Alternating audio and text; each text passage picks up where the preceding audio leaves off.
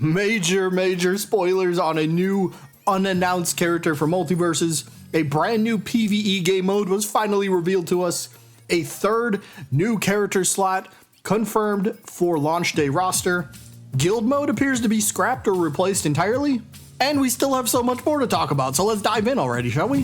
So I'm going to start things off with a spoiler warning. Anybody that's trying to avoid knowing what this new unannounced character is, timestamp should be on screen, so skip ahead in the video if you do not want to have that spoiled for you. But you have been warned. We are jumping into the spoiler room brawl in 3, 2, 1. So of course we have to talk about the big leak of none other than Banana Guard from Adventure Time is going to be a playable character. This was nuts. I did not expect this, but Multiversus uploaded a video to their YouTube channel yesterday, and well, if you slow it down just right and you look in the right spot, we can see the transition from Banana Guard to Batman. So this means Banana Guard is going to be a playable character.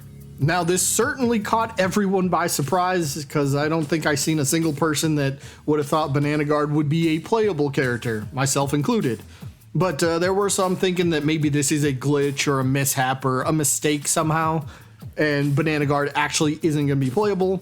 Well, I think we might have a little bit more evidence to suggest he's going to be playable. So take a look at this news that was kind of floating around yesterday, and this practically confirms it, right? So at the very top of this statement, it says there's an ever-expanding roster of characters, and then it goes on to list all the characters, and of course the highlighted characters we see, Banana Guard.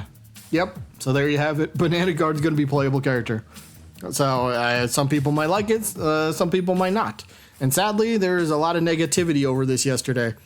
And to the devs, if there's any watching this, I want to apologize on behalf of the Multiversus community, because that's not a way that we should act. We can't judge a character before we even get a chance to play it. Is it something I personally would have chosen on the roster? No, but that doesn't mean it's a bad choice. Take Smash Bros, for example. Byleth was looked at as one of the absolute worst inclusions ever. But all of a sudden, after the smoke and dust settled, Byleth has one of the highest play counts in terms of all characters. Byleth is regarded as a really fun character in the Smash community. So if we just give a character a chance, who knows how much fun and how great the character could be. Again, this is the devs coming up with this idea. So we don't know if the devs said, hey, we sat down and brainstormed a really fun, unique way for a character to play, and Banana Guard could kind of fit that play style. So maybe that's what they went with. All I'm saying is just give them a chance, okay? Rosters do need wacky, out of left field, WTF type of characters. It really keeps us on our toes, because it's one thing to continue getting... I just hit my mic. Did anyone hear that? Probably. But it's one thing to continue to get all of the highly requested characters, which is fantastic, but I always like being genuinely surprised. That's a tough word. It's not. But I love personally to be genuinely surprised if I see something and go, whoa, I didn't expect that. That's what makes moments. That's what makes excitement in my mind. So Multiversus is able to deliver that with Banana Guards. I personally will take that. So devs, good work on this. So next up, let's take a look at that PVE mode, which is being called Rift mode. Now, there's a whole bunch of information on the Multiversus website and in the video that they dropped yesterday. So I'll just kind of go over a few tidbits about it, but this is going to be a different way to play Multiversus instead of just the competitive PvP modes. So by doing these Rift battles and these challenges, which are going to be themed, so that's kind of cool, but they're going to be themed around like seasonal attunements, according to the website. But basically, Rifts each season will bring new challenges and battle scenarios that will fit with certain characters, and they do mention the Joker specifically, so I guess Joker's going to have specific battles and challenges that you have to complete or defeat or something like that, so that's kind of cool. So in a way, Multiversus, at least the Rift mode, is going to have their own season themes. So Season 1 themes for Rift mode are going to be different than Season 2. Maybe some of the battles are going to be, the same 1v1, 1v4 scenario, something like that. Maybe it's going to be the same, but challenges based on specific characters and how to defeat them and whatever you got to do, those will change for each season. So that's actually pretty cool. Massive props to the devs on that one. I'm very, very much looking forward to getting my hands on this new Rift mode. So a little bit more information about Rift mode here. these during these battles, we're going to end up getting gems or power-ups, and we can equip these gems in battle, and they're going to help, you know, tweak our stats, more power, more defense, more speed, more jump power, something like that, right? We can kind of get the idea from that. I mean, we already had perks in the game before, so use your imagination, right? But as a fun note, on the website, it does say that we can earn these gems by completing our battle pass. So there's two things that pop into my mind. The first one is, are they putting these gems in the actual battle pass? Is this going to be like tier 7, you unlocked, I don't know, offensive gems? I don't know how that's going to work. I don't know if that's the way. I'm not sure if the community will like that too much. I'm sure people will complain about that, but the other idea that pops into my head is it says you can earn the gems by completing the battle pass. So is that also, could that possibly mean how Fall Guys does it? If you've never played Fall Guys, after you complete a battle pass, you still have multiple tiers that you can continue on earning things, and they're called crown shards, which then you use the crown shards for other rewards. So is that what Multiversus is doing with this battle pass? After you complete it, then you start earning gems after that, so you always have something to earn after you complete a battle pass, which would be cool. And by the way, I called that about 2 years ago in a video, so, you know, if that happens, I want partial credit at least. But now when we break down the types of battles, just a couple that we can get, take a look at this. We can have battles that are purely in the air. Purely in the air. We will never touch the ground, so you're just going to have like wings on your character. I'm not sure if it's going to be like really floaty or how that's going to matter, or I don't know how that's going to work, but I want to try that. Battles where you can just float in the air the entire time, never touch the ground. That's pretty cool. That's pretty cool. But we also have a modifier where we have rotisserie chickens as hands. Sure, why not? Throw it in there. It's something different, right? But we also have boss mode confirmed, boss battles, I should say. Not boss mode, but boss battles. So this will be pretty awesome.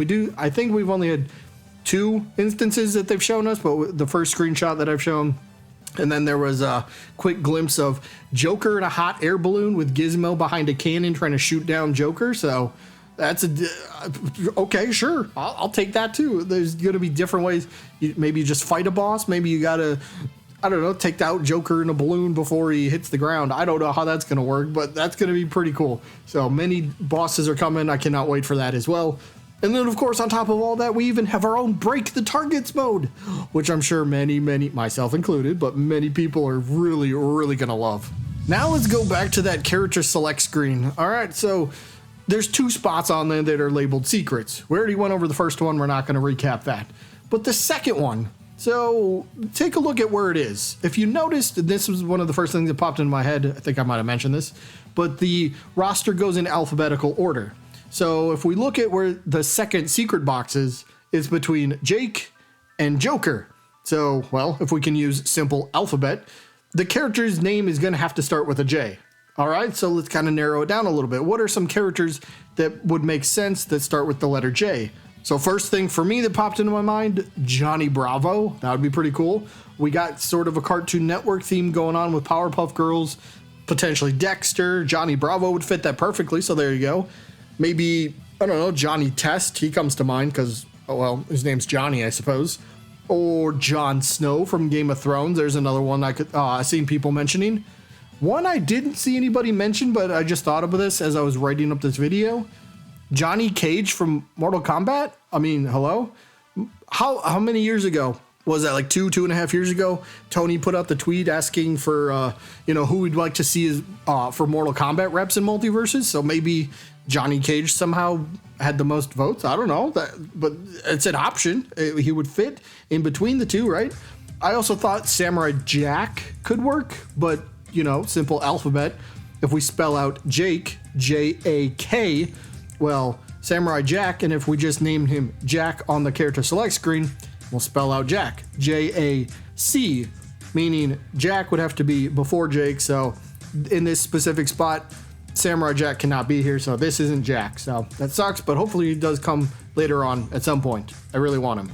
Now let's move on to guild mode, and sadly, I think this mode was scrapped entirely, or I guess we could just say replaced is another possibility. So if you played during the open beta, there was a mode over on the left-hand side of the main menu that said guild mode. And we knew about this from the very first video Multiversus ever created. They mentioned guild mode, but we never got any specific information about this. And now when we look at the new UI and we look at the menu up top, guild mode is nowhere to be seen. So is guild mode just scrapped entirely? Or my thought is, did they take what guild mode was supposed to be and kind of morph it into what this new rift mode is? So is the whatever guild mode was, maybe that's just rift mode now. So that'd be kind of cool.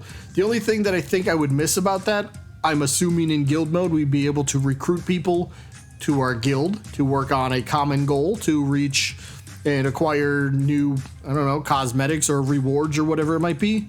So I hope at some point that we can create groups or guilds, recruit people, and then work towards a common goal, like I said, for rewards. That'd be kind of cool. So maybe that's something the devs still plan on doing. Maybe it's in the game and we just haven't heard about it yet, or maybe it's no longer a plan. But either way, guild mode seems to be gone, but I guess it's just basically replaced with rift mode, but you know, we'll have to wait for confirmation on that. Now, for anybody that's wondering, hey, we haven't seen any new alternate costumes, have we? Well, take a look at this quick screenshot. Here's 4 new ones for you. LeBron in a warm-up gear, or just sweats, I guess. Gray sweats. Cool. There you go. If you're a LeBron player, you got a new costume. Nice. But then we got Wonder Woman and Harley in what appears to be summertime themed. So we're going to have more summer outfits coming to the game. We've already seen, what, Joker and Superman? Have we seen any others? I feel like I'm forgetting one, but maybe not. But maybe. I don't know. But and then we got Aria over on the right-hand side as well. So those 4 characters getting some new skins. Always cool. Cool. Whoa, voice crack. And that is going to wrap it up for this video. So much happened in Multiversus yesterday.